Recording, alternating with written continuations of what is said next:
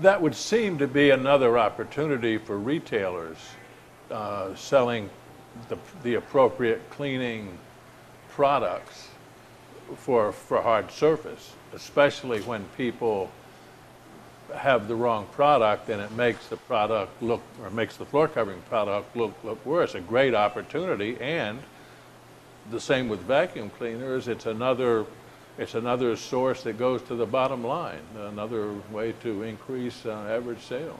Sure, I think that's another great idea. The detergent, for sure, would be a good way to look at that from a hard surface, people who sell hard surface. How receptive are retailers to these ideas of selling maintenance products? I get the idea that many are resistant to that. Is that the way you see it?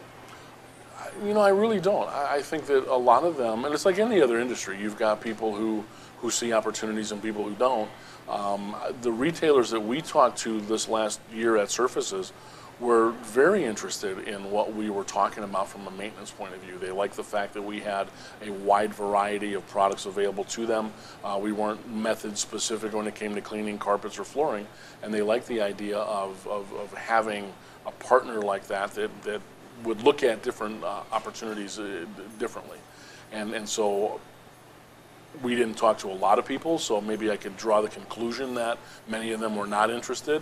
Many of them maybe just didn't realize what we were doing there and why we were talking about maintenance at that particular show. But again, the retailer's always been the key to this. When the retailer gets involved in maintenance, the maintenance begins earlier, and when the maintenance begins earlier, everybody's happier with their floor covering choice. Well, with fewer people walking into retail stores, it's imperative that one increases the size of the ticket, it would seem to me. And this would be not only a way to do that, but a way to have the product you sell them look better longer. Well, and it's like anything else, you know, when you become the subject matter expert, the consumers that are coming in, the residential consumers, the commercial people are usually pretty understanding of this because they've dealt with maintenance in the past with different types of flooring. But when the residential consumer comes in, they're looking for, you know, all right, it's new, it's exciting, I haven't seen this before, I might not know how to maintain it, and they're looking for somebody to help them with that. And I think the retailer, there's a great opportunity there for them to talk about either the product that they have on their shelf that they're selling or getting them aligned with a local professional that can do the same thing. We've been talking primarily about residential. What about the commercial side? Is that a great deal different? Do people maintain carpet with a lot more religion on the commercial side than on the residential side? Well, they either have a staff of people that are assigned to do that work, or they've hired a contractor to do the same thing, or they may have outsourced it in some other way. Again, you're talking about image buildings. I've been in buildings where they haven't cleaned very well. Because they didn't have the image that supported that. But any medical facility, any type of place that does business, I think, would want to have a clean facility. So it's not that they're more in tune to it, it's just that they understand the need of, they've got a return on investment strategy if they want to have it last a certain amount of time until they have to replace because of the cost of replacement. You know, it's not just taking the carpet out or the flooring out and replacing it, it's all of the disruption of business while that's happening. I've been in places where I got the distinct impression, I mean, connected with the floor covering industry, not just walking through an airport or something, where I got the distinct impression that the contractor didn't necessarily, well, either number one, didn't have a great deal of knowledge about what they were doing, or number two, the pressure was on them to be more efficient and more productive. Maybe productive isn't the word, but to clean it quickly. So they didn't do as thorough a job as they might because the pressure was on them to hurry up and get finished.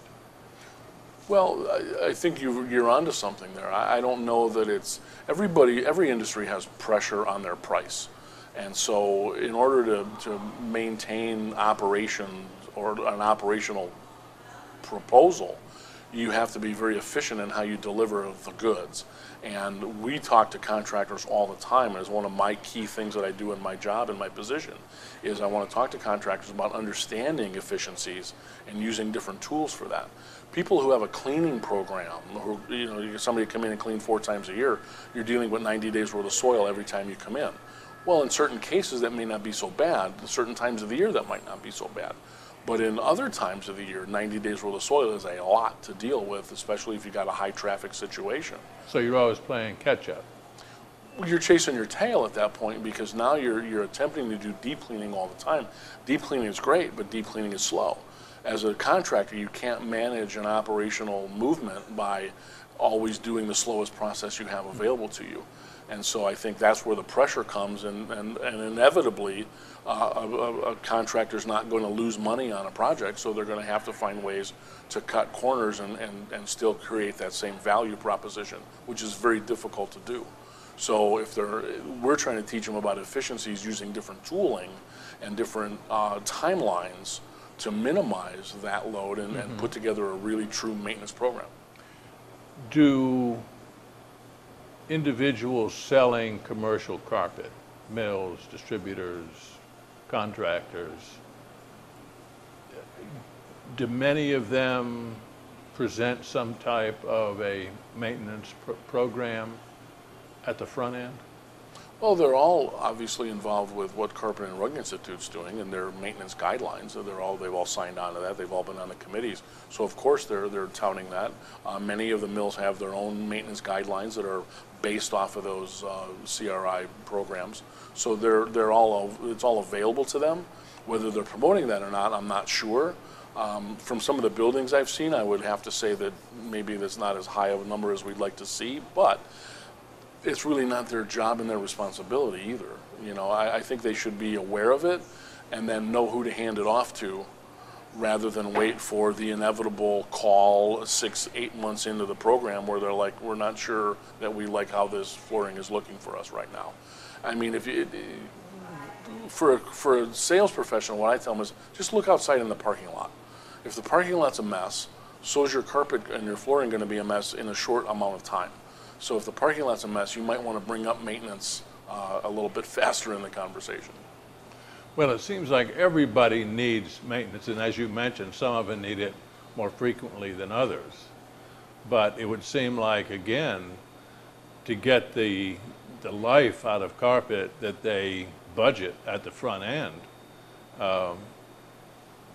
it's an open and shut case, it seems to me. There's no question but what you're going to have to maintain this on a regular basis, or it's just not going to last the way you want to. That's the story right up front. Well, true, but part of the reason we're in existence is because not everybody believes that. We sell cleaning products. We manufacture cleaning products. We think they're some of the best cleaning products out in the marketplace. But if people don't know about them, it's difficult for us to sell them too. So we would love to have 1,000 salespeople across the country, that sell flooring, also selling our products. But we know that that's certainly not going to happen. We're just here to help them in any way that we can. We want their flooring to look good for a long time too. We want to partner with them to do those exact same things. All they got to do is give us a call, and we'll help them out wherever we can. Well, it seems like from a service standpoint, and customers, whether they're residential or commercial, expect a little bit more from a supplier, and it seems like maintenance is a good place to add that little bit of extra. Well, if you want to separate yourself from the competition, I always like to be telling a different story. And if maintenance is the story that I've chosen, then that would be a great thing for them to do. I like when I have as a salesperson, I like when I have a different story to tell. So some people will grab onto that just after hearing this program and say, that's not a bad idea because that's going to separate me from the competition. And also, we've had lots of conversations on Talk Floor about social media, and certainly maintenance is a great social media topic for both commercial and residential people, it would seem to me. Everybody's looking for a way to make sure that their product stays looking good. And Facebook and Twitter and whatever else is out there would be a great way. And it's nice points for the retailer too, because they're going to be mentioned that, hey, they did something a little different than somebody else did, and I appreciate that as a consumer. So we're always looking for those types of partners, and we'd love to work with people like that. Very good. Dane, always great talking with you, and always love talking about maintenance. You love it almost as much as I do. Nobody Eventually. loves it. Nobody loves it as much as you do. Probably not. Dane Gregory, Interlink Supply. This is Talk Floor TV.